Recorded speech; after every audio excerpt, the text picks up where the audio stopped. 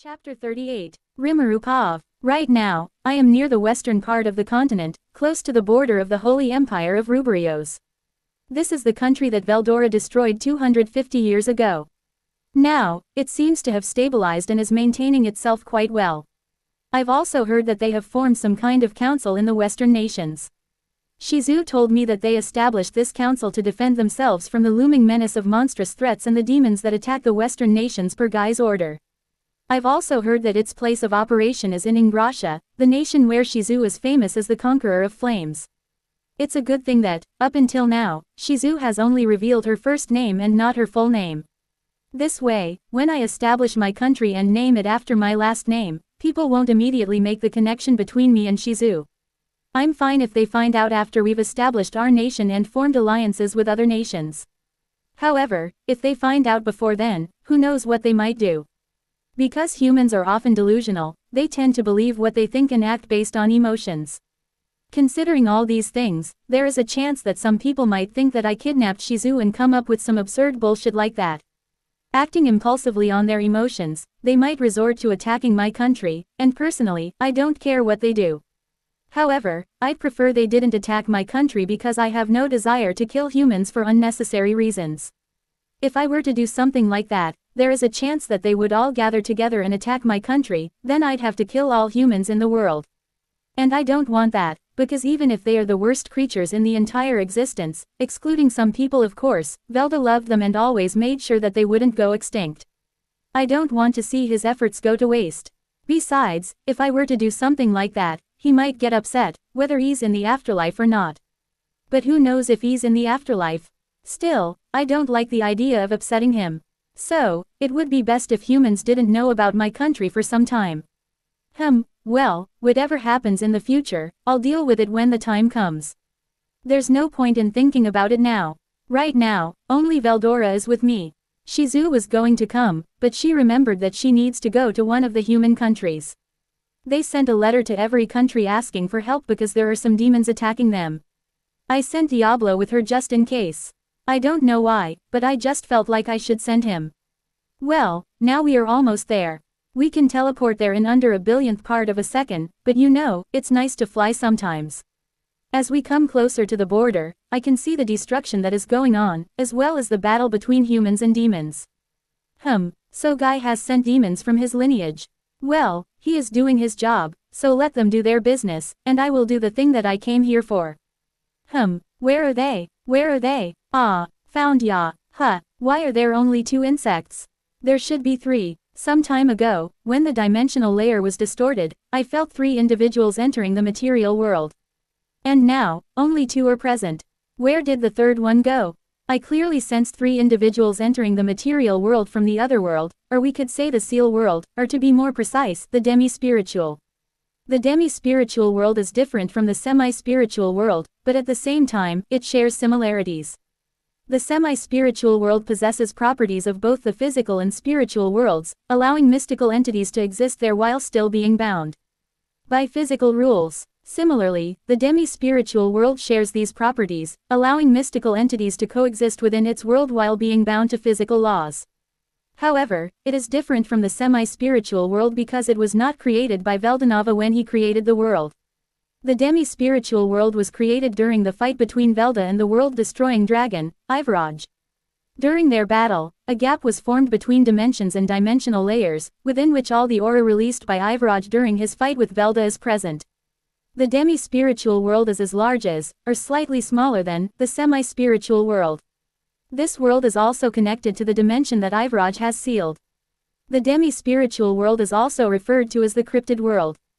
This is because it is home to cryptids. Cryptids are beings that came into existence due to the leaking aura of Ivaraj.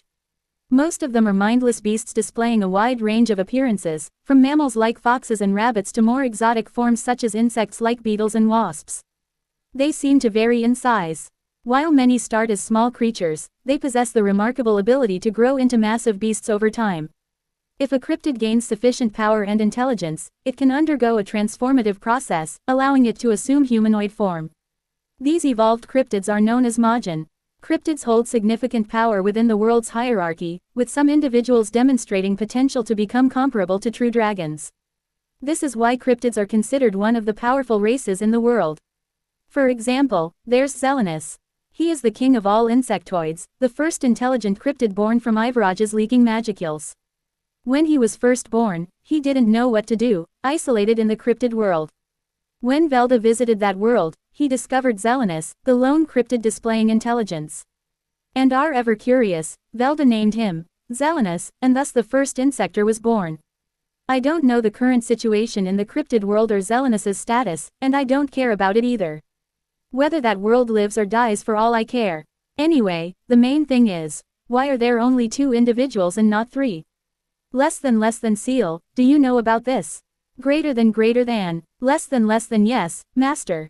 A few minutes earlier, one human came and took one of them with him. He chose the one who is not wounded too much, and since the insect that he had taken is less wounded than others, so he took him. Greater than, less than I see. Thanks for the info. Greater than, whatever happened is not my problem because the 2 who are present here are my future subordinates or the subordinates of my other variant from a different timeline. Anyway, they are going to be my subordinates in the future, so there is no point in thinking over it. Bro, are those the 2 that we came to take with us? Veldora asked, pointing towards the boulder under which they are hiding. Yes, and the one who looks like a beetle is going to be your disciple in the future, I told him. Actually, both of them, the beetle and the bee, are hiding under a boulder, and all the while, the beetle is protecting the bee. Well, for us, it doesn't matter if they are hiding under the boulder or not because we can see even under the boulder as clear as day, thanks to universal sense. And from what I can see, both of them are pretty injured to the point that the beetle is missing some of his body parts. Don't do something idiotic that will make them scared of us, I said to Veldora because he tends to go overboard when he sees new people. Hey, I am not an idiot to act like an idiotic person. Veldora said indignantly. Whatever, let's go, I just pretended like I didn't hear him and started to head towards them. Now that I think about it, there are a lot of lesser demons here and even some greater ones too. And almost all of them belong to Guy's lineage, some from Rain's, and some from Missary's lineage. I think Guy is just doing this out of boredom. Well, he can do whatever he wants, for all I care. As we went near them, I can see that the beetle is on high alert and doing his best to keep the bee safe.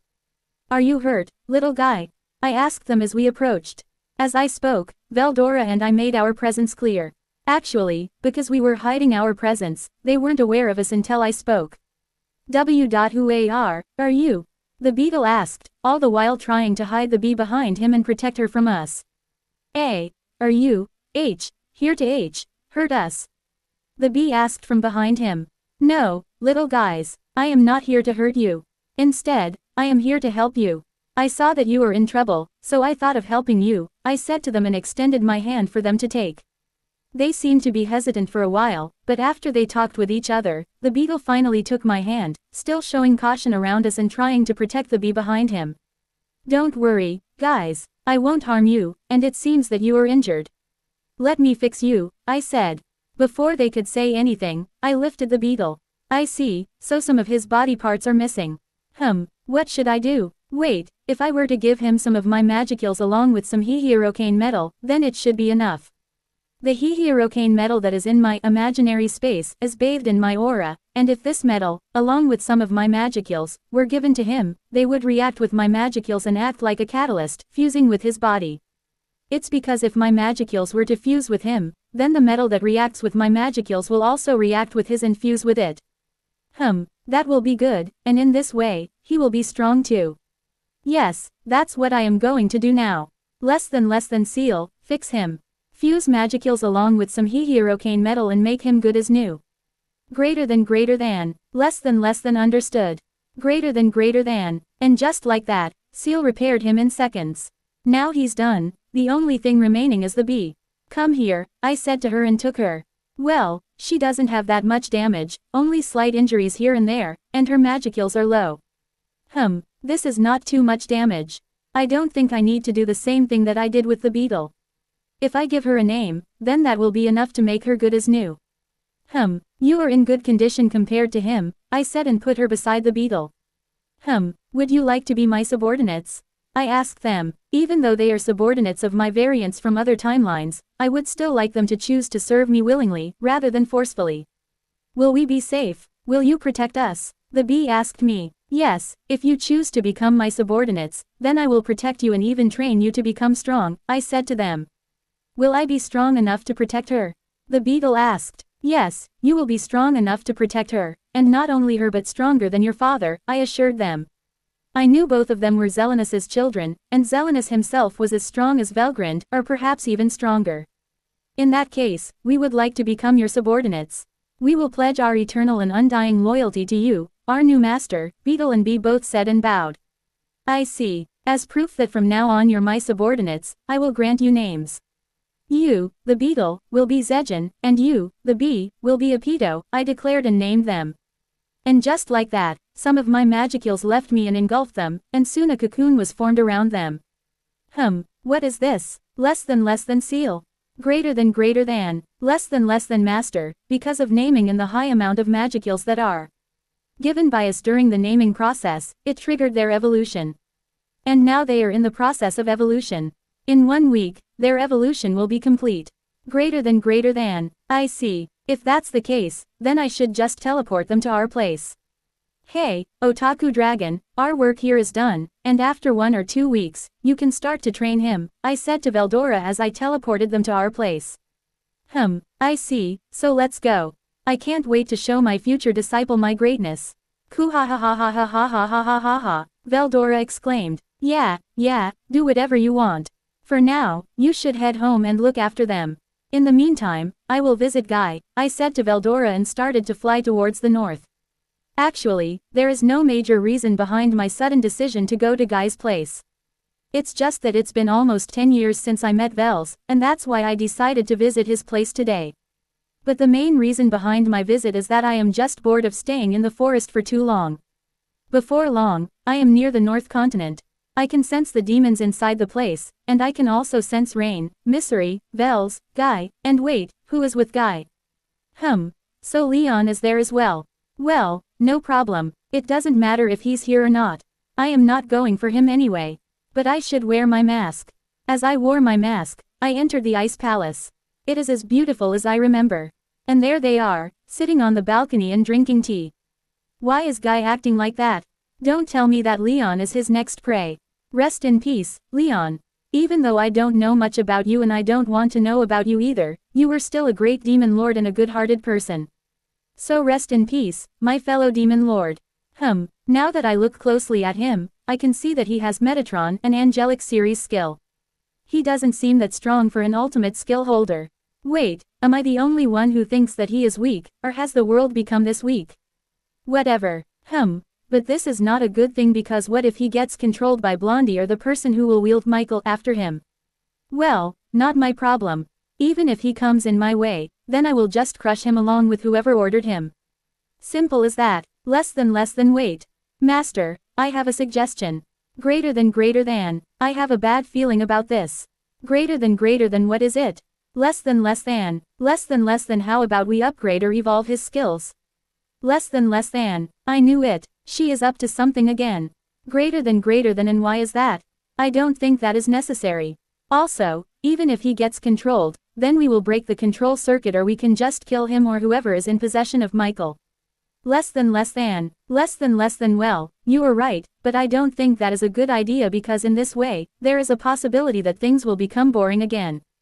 Greater than, well, that is true, but, greater than I get it, but I don't get it. How will killing him or whoever is in possession of Michael make things boring? Less than, well, if I were to tell you now, then it won't be interesting anymore. Greater than, what do you want to do exactly? Why do you want to upgrade his skill?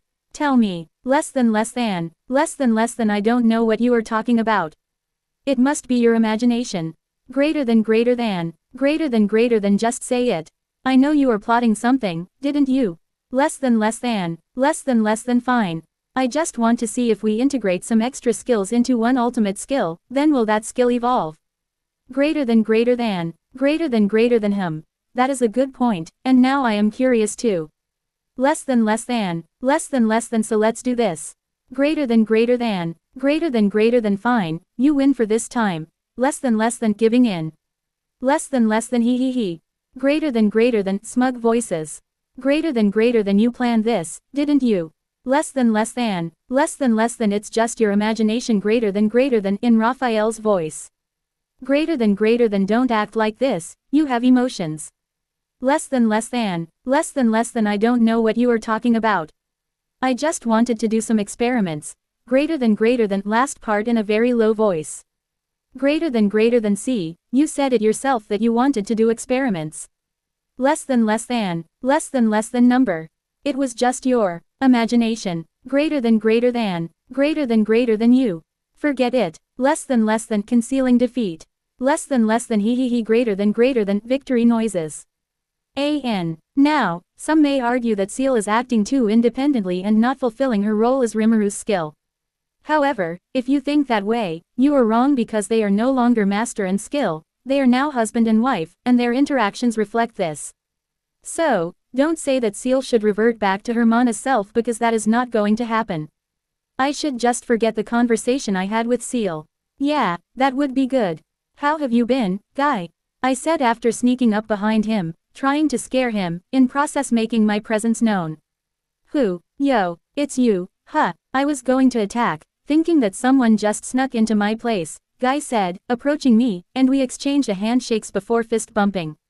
Well, it's fun to mess with you, I said jovially as I sat down on one of the chairs.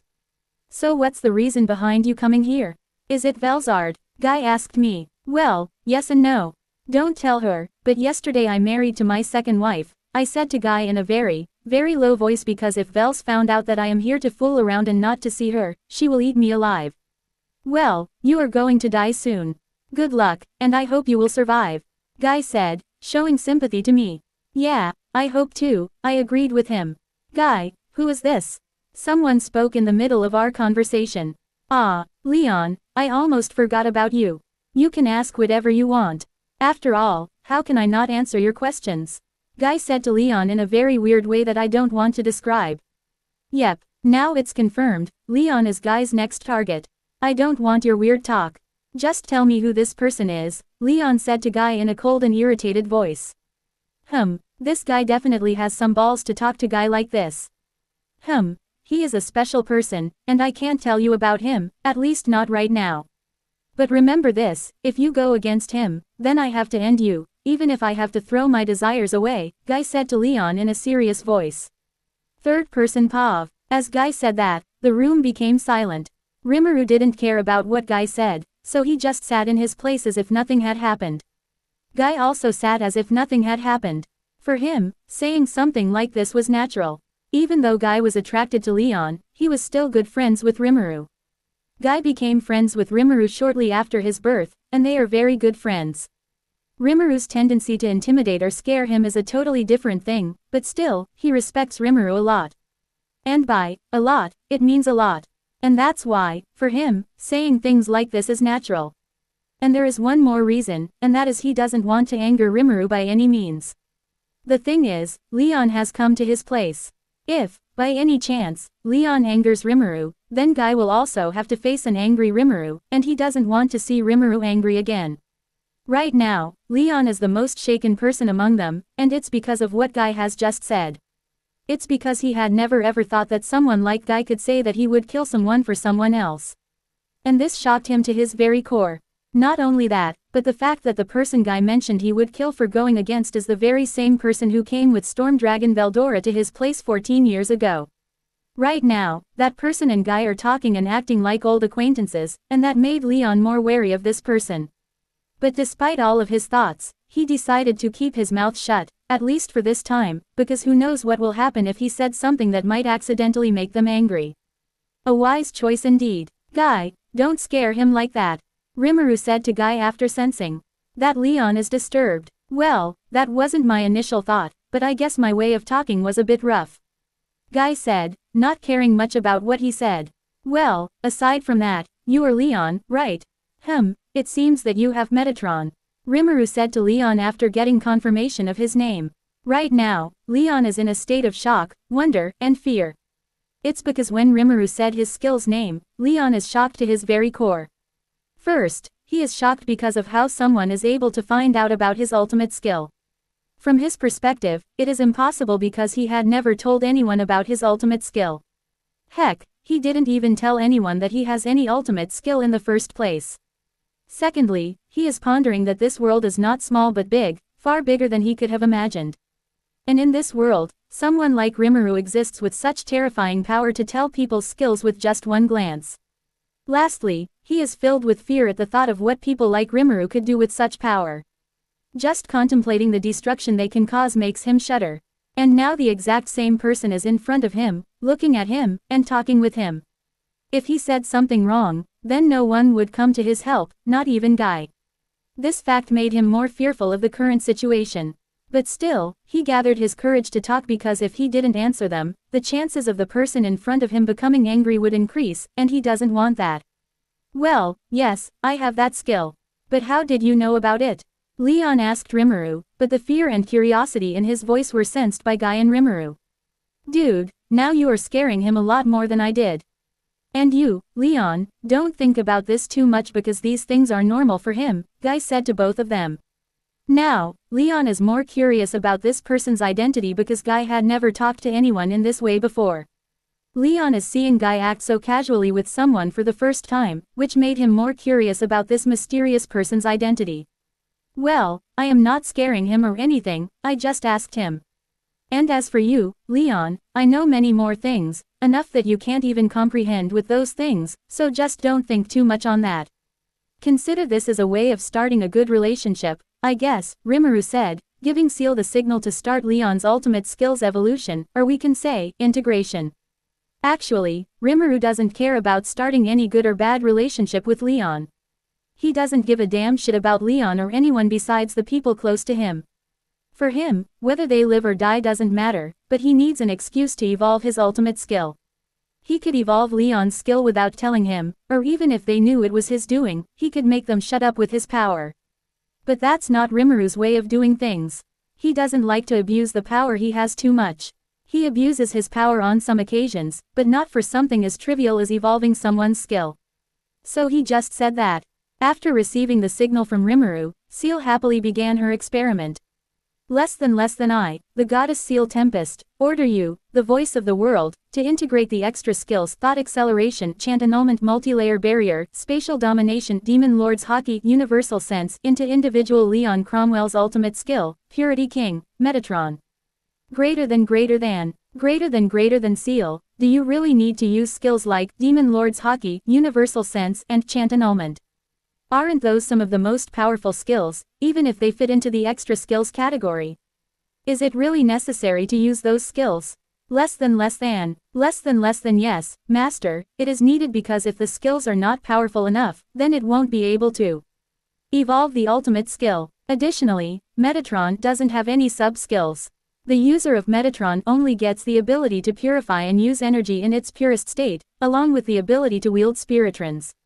However, there's a drawback. The user can't use it to its full potential due to the risk of collateral damage. If we just alter the skill, then there's only a 50 to 50% chance that it will evolve. So, in this way, these integrated skills will become the new skills sub-skills, and the previous power of Metatron will be more refined. Metatron will evolve into a new skill. Greater than, but still, I think it is too much for him.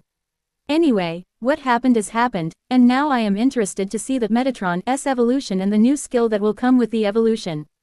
Less than. After receiving the order from Seal, the voice of the world echoed in Leon's mind.